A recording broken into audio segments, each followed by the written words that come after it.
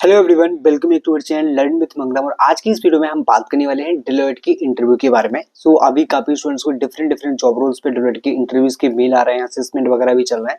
चाहे आपका एनएलए हो, चाहे आपका एसोसिएट एनालिस्ट हो, कोई भी एनालिस्ट का आपका इंटरव्यू अगर होता है, एज अ फ्रेशर अगर आप डेलोइट में जाते हैं तो आपको क्या प्रैक्टिस करना चाहिए, क्या क्या प्रिपेयर करना चाहिए, इंटरव्यू क्वेश्चन आपके कहाँ से पूछे जाते हैं, वो इस वीडियो में हम बात करने वाले हैं। ओके, स्टार्ट करता हूं मैं यहाँ पे कि आपको कहाँ से स्टार्ट करना चाहिए। सबसे पहले सबसे जो बड़ा फैक्टर आता है that is your communication skills. अगर आप किसी भी बिग फोर में जाते हैं, चाहे आपका डेलोइट है, ईवा है, आपका पीडब्ल्यूसी है, केपीएमजी है, स्पेशली चारों जो आपका यहाँ पे जो बिग फोर है, उन बिग फोर में से डेलोइट को जो ऐसी कंपनी है ना जिसमें आपका कम्युनिकेशन स्किल्स को प्रायोरिटी रखा जाता है। इसमें मैं यही सजेस्ट करूंगा कि अगर आप डेलोइट के इंटरव्यू के लिए जा रहे हैं तो आपको एक चीज का बहुत ध्यान रखना पड़ेगा, आपकी कम्युनिकेशन स्किल्स। आपकी कम्युनिकेशन स्किल्स बहुत ही बेस्ट होना चाहिए। अगर आपका कम्युनिकेशन काफी अच्छा है तो आपका ओवरऑल इंटरव्यू बहुत अच्छा जाने वाला है, राइट। बेसिकली ये चीज आपको ध्यान में रखना है। कम्युनिकेशन स्किल्स मतलब कि जिस तरीके से आप इंटरव्यू में आंसर कर पा रहे हैं, लाइक आंसर तो हर कोई कर पाता है, राइट। अगर आप किसी टेक्निकल चीज को भी वहां पे एक्सप्लेन करते हैं तो आपका एक्सप्लेन करने का तरीका बहुत डिफरेंट होना चाहिए, बहुत ही वेल कम्युनिकेट आपको करना पड़े। Okay, now talking about the interview questions कि आपके इंटरव्यू स्टार्ट कहां से होता है। First thing that is your resume. Resume में जो भी आपने चीजें मेंशन कर रखी होती है, ओवरऑल रिज्यूमे में से ही आपकी चीजें पूछी जाती हैं। ओके, ये आपको चीजें याद रखना है कि आपके रिज्यूमे में क्या क्या मेंशन है। मैं एक चीज सजेस्ट करूंगा आपको, अगर आपको जो चीज नहीं आती है, जो भी स्किल सेट आपको नहीं आता है, वो आपको अपने रिज्यूमे में मेंशन नहीं करना है। अदरवाइज आपका इंटरव्यू वहां पे गलत हो सकता है, आप वहां पे फंस सकते हैं। कैसे फंस सकते हैं? सपोज आपको क्लाउड नहीं आता है, आपको एआई नहीं आती है, बट आपने शॉर्ट टेस्टिंग के चक्कर में या फिर अपने रिज्यूमे को भरने के चक्कर में उसमें चीजें मेंशन कर रखी हैं, then you don't need to add this skill set, right. If you don't know, you don't need to, if you know you can add. Whatever you know you can add in your resume, and whatever is there in your resume, you have to know all the things. Basically आपको सारा कुछ यहाँ पे prepare करके जाना है। अगर मैं बात करूँ यहाँ पे रिज्यूमे से कैसे क्वेश्चन स्टार्ट होते हैं, सबसे पहले तो इंट्रोडक्शन। कहीं जो सबसे इंपोर्टेंट क्वेश्चन होता है ना, जो इंटरव्यू के क्वेश्चन में से सबसे इंपोर्टेंट क्वेश्चन होता है, डेट इज इंट्रोडक्शन। और इंट्रोडक्शन में आपको कैसे मेंशन करना है, बहुत सारे स्टूडेंट्स यहाँ पे गलती कर देते हैं कि आप कौन कौन सी चीजें वो मेंशन करते हैं। आप अपना फैमिली का बैकग्राउंड वहां पे बताने लगते हैं, फैमिली डिटेल्स आप बताते हैं, अपना पर्सनल डिटेल्स आप वहां पे शेयर करते हैं ज्यादा, instead of like technical skills और आपकी हाई एबिलिटी, राइट। मैं आपको एक चीज बताता हूँ कि यहाँ पे जो इंट्रोडक्शन आपका होगा ना, उसमें आपको बहुत ही स्पेसिफिक चीजें मेंशन करना है। मैं आपको बता देता हूँ कौन कौन सी चीजें मेंशन करना है। फर्स्ट आपका आता है आपकी एजुकेशन।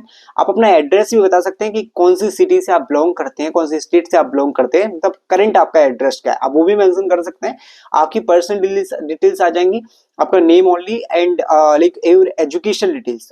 एजुकेशन जो आपकी हाईएस्ट एजुकेशन है वो आपकी डिटेल्स आएंगी। अगर आपने एजुकेशन के टाइम पे कोई एक्स्ट्रा अचीवमेंट किए, आपको वो चीज मेंशन करना पड़ेगी। अगर आपने इंटर्नशिप किया वो भी आप मेंशन कर सकते हैं। आपने कोई ऐसी एक्टिविटी सीखी है या कोई स्किल सेट सीखा है जो अदर स्टूडेंट्स ने नहीं सीखा है, आप वो मेंशन कर सकते हैं। बस उसके अलावा आपको आपकी फैमिली डिटेल, अगर जब तक इंटरव्यूअर आपसे नहीं पूछेगा कुछ डिटेल्स, आपको नहीं मेंशन करना है। ओनली स्पेसिफिक चीजें ही आपको मेंशन करना है जो मैंने आपको बताई इंट्रोडक्शन में, आप वही मेंशन कर सकते हैं। अगर आप इंट्रोडक्शन का बहुत अच्छा रखेंगे तो आपका इंटरव्यू बहुत अच्छा जाने वाला है, क्योंकि फर्स्ट इंप्रेशन आपका इंट्रोडक्शन से ही पड़ने वाला है।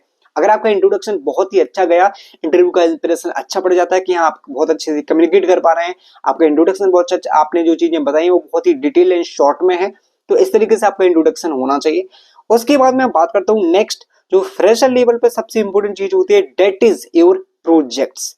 गाइस, अगर आप किसी भी सर्विस बेस्ड कंपनी के लिए जाते हैं ना, और एज अ फ्रेशर जाते हैं, चाहे आपका प्रोडक्ट बेस्ड कंपनी के लिए भी जाते हैं, तो प्रोडक्ट बेस्ड में तो अभी डीएसए इंपॉर्टेंट है। वैसे तो सर्विस बेस्ड में भी डीएसए पूछने लगे कोडिंग लेवल पे, जो आपका टेक्निकल इंटरव्यू होता है, बट इस प्रोजेक्ट आपके बहुत ज्यादा इंपॉर्टेंट रोल प्ले करते हैं वहां पे। क्यों? क्योंकि फ्रेशर्स के लिए एज एक्सपीरियंस शो करने के लिए कुछ नहीं होता है। फ्रेशर्स के लिए अपना एक्सपीरियंस शो करने के लिए, आपकी टेक्निकल एबिलिटीज को शो करने के लिए उनके प्रोजेक्ट्स होते हैं।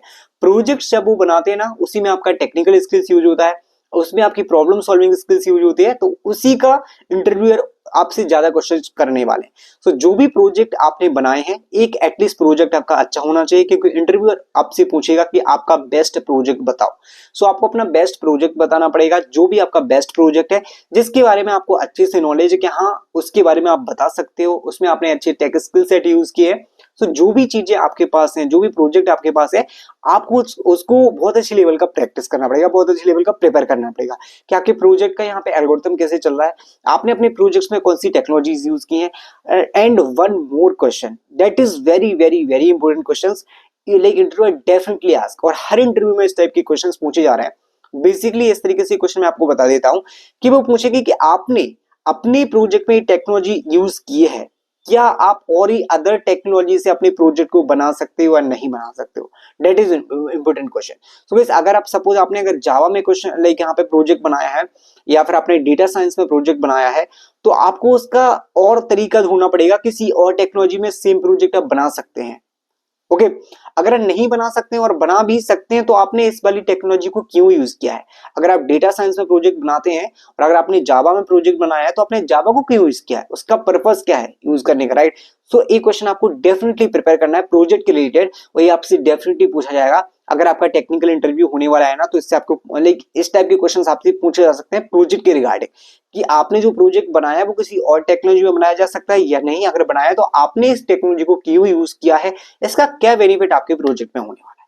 Okay, so that is very important question. So project के रिगार्डिंग आप यहाँ पे प्रैक्टिस कर सकते हैं, प्रोजेक्ट आपको बहुत अच्छे से पढ़ना पड़ेगा।